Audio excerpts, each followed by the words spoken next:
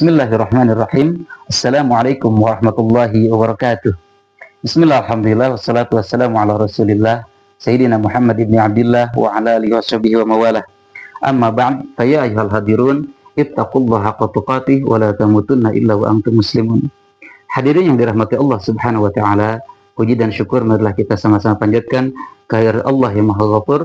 Alhamdulillah, pada kesempatan kali ini kita masih bisa berjumpa kembali dalam keadaan sehat walafiat dan masih bisa menjalankan ibadah puasa. Mudah-mudahan segala rupa amal ibadah kita diterima di sisi Allah Subhanahu wa taala. Salat beserta salam semoga selamanya tercurah limpahkan kepada baginda alam habibana wa nabiyana Muhammad sallallahu alaihi wasallam, untuk keluarganya, sahabatnya, tabi'in dan tabiatnya, dan kita sebagai umatnya mudah-mudahan senantiasa menjalankan apa-apa yang disunahkan oleh Rasulullah SAW hingga akhir zaman. Amin ya Allah rabbal alamin.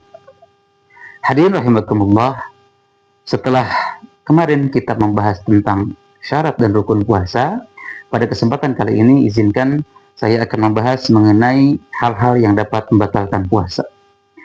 Hal ini menjadi sangat penting. Kenapa? Karena puasa merupakan kewajiban seorang muslim, sehingga setiap muslim diwajibkan untuk melaksanakan ibadah puasa. Tentu saja pemahaman pengetahuan tentang puasa menjadi sangat penting, diantaranya pemahaman tentang hal-hal yang dapat membatalkan puasa. Puasa sendiri secara pengertian adalah al-imsaku 'anil muftirati min tulu'il fajri ila ghurubi syamsi. Puasa sendiri adalah menahan diri dari segala sesuatu yang membatalkan puasa, dari mulai terbit fajar hingga terbenamnya matahari. Atau dengan kata lain, puasa adalah menahan diri dari hal-hal yang dapat membatalkan puasa dari mulai subuh sampai datangnya waktu maghrib. Hadirin rahimakumullah, lantas apa saja hal-hal yang dapat membatalkan puasa? Mari kita simak beberapa penjelasan mengenai hal-hal yang dapat membatalkan puasa. Yang pertama, yang dapat membatalkan puasa adalah memasukkan segala sesuatu ke dalam tubuh dengan sengaja. Ketika seorang berpuasa, maka makan dan minum merupakan hal yang dapat membatalkan puasa. Tentu saja, jika seorang sedang berpuasa, kemudian ia makan dan minum dengan sengaja, maka puasanya menjadi batal. Akan tetapi, ketika ia makan dan minum pada saat berpuasa dalam keadaan tanpa sengaja, maka puasanya tidak batal dan ia boleh melanjutkan kembali puasanya sampai waktu maghrib. Hal ini sebagaimana firman Allah Subhanahu wa taala dalam Al-Qur'an, A'udzubillahi minasyaitonir rajim. Bismillahirrahmanirrahim. Wa kulu washrabu hatta yatabayyana lakumul khaytul abyadu minal khaytil aswadi minal fajr.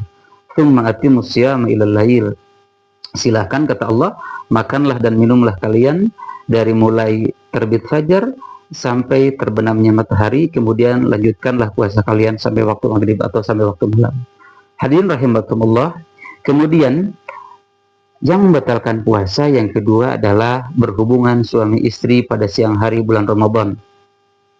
Oleh karena itu, jika seseorang sedang berpuasa kemudian melakukan hubungan suami istri di siang hari bulan Ramadan, maka puasanya menjadi batal dan ini memiliki konsekuensi hukum yang sangat berat. Allah Subhanahu wa taala berfirman dalam Al-Qur'an, A'udzubillahi minasyaitonir rajim. Bismillahirrahmanirrahim. Uhillat lakum lailatas shiyami rafatsu ila nisaikum. Dihalalkan bagi kalian untuk bercengkrama, kemudian melakukan bersetubuh dengan istri kalian pada malam hari bulan Ramadan. Tetapi kalau di siang hari bulan Ramadan, maka itu dilarang dan memiliki konsekuensi yang berat, yakni dengan melakukan kifarat. Salah satu konsekuensinya ialah, pertama, ia harus memerdekakan hamba sahaya, atau dia harus berpuasa 2 bulan berturut-turut, syahraini mutatabi'ain.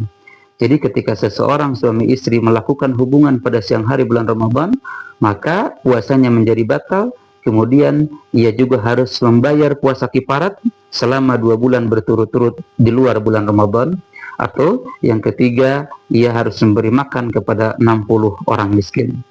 Hadirin rahimakumullah, lantas yang ketiga yang membatalkan puasa adalah ketika seseorang muntah dengan sengaja. Artinya seseorang mengeluarkan sesuatu dari dalam perutnya dengan cara sengaja, maka puasanya menjadi batal. Sebagaimana sabda Rasulullah sallallahu alaihi wasallam, "Man dzara'ahul qai'u fala qada 'alaihi wa man istaqa fa 'alaihil qada."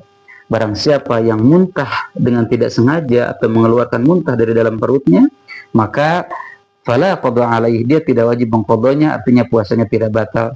Akan tetapi apabila ia muntah dengan sengaja atau sengaja mengeluarkan muntah, maka dia harus mengqadanya atau mengganti puasanya di lain hari. Oleh karena itu, apabila seseorang muntah kemudian keluar cairan dari dalam tubuhnya atau makanan dari dalam perutnya, maka puasanya tidak batal dan ia boleh melanjutkannya sampai waktu maghrib, dengan catatan muntah yang keluar itu tidak ada lagi yang masuk ke dalam perutnya. Jadi muntahnya keluar secara penuh atau muntahnya kemudian tidak ada lagi makanan yang masuk ke dalam rongga tenggorokan atau ke perutnya, maka puasanya tidak batal. Akan tetapi jika ada makanan yang kembali masuk ke dalam perutnya, maka puasanya menjadi batal. Hadirin rahimakumullah, selanjutnya yang keempat yang membatalkan puasa adalah haid dan nifas. Ini tentu saja jelas membatalkan puasa, terutama bagi perempuan. Dan ini berlaku bagi perempuan ketika dia sedang berpuasa, kemudian tiba-tiba pada siang hari atau sore hari atau pagi hari keluar haid, maka puasanya otomatis batal. Meskipun beberapa saat lagi sebelum azan maghrib, ketika itu keluar haid, maka tetap saja puasanya menjadi batal. Bahkan hadis ini, dalam sebuah hadis Rasulullah SAW kemudian bersabda, "Alaysa idza hadda lam tusalli wa lam tasum." Bukankah ketika perempuan sedang haid, maka dia tidak sholat dan juga tidak berpuasa. Kemudian Siti Aisyah juga meriwayatkan dalam satu hadisnya, "Kana yusibuna dzalika fa nu'maru bi qada'i shaum wa la nu'maru bi qada'i shalat." Kata Siti Aisyah, benar, kami juga dulu melakukan atau mengalami haid yang sama seperti perempuan-perempuan yang lain. Oleh karena itu, kita diperintahkan untuk mengqadha puasa, tapi kita tidak diperintahkan untuk mengqadha salat ketika perempuan sedang haid atau sedang nifas. Hadirin rahimakumullah, yang membatalkan puasa selanjutnya adalah keluar mani dengan sengaja. Artinya, ketika seseorang sedang berpuasa, kemudian dia keluar sperma atau keluar mani dengan sengaja, maka puasanya menjadi batal. Dalam salah satu kitab disebutkan, khurujul maniyyi bi idamatin nazar au idamatil fikri au qublatin au mubasyarah. Yang batalkan puasa itu adalah keluar mani dengan memandang perempuan atau memandang lawan jenis dengan penuh hasrat dan penuh syahwat, au idamatil fikri atau membayangkan sesuatu sampai ia keluar sperma, sampai ia keluar mani, au qublatin atau mencium lawan jenis, au mubasyaratin atau menyentuhnya sehingga keluar sperma atau keluar mani, maka puasanya menjadi batal. Yang selanjutnya adalah gila dan hilang akal.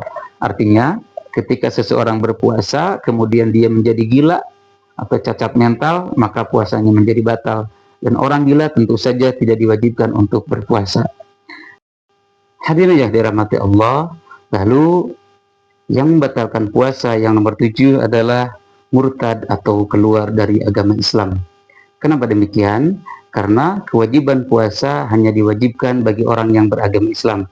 Sehingga apabila seseorang keluar dari agama Islam, maka tentu saja puasanya menjadi batal dan ia tidak terkena kewajiban puasa.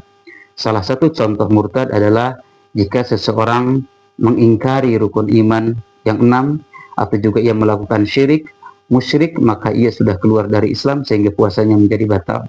Lalu selanjutnya yang nomor 8 yang batalkan puasa adalah dengan memasukkan obat-obatan ke dalam tubuh, apalagi melalui lubang-lubang yang terbuka.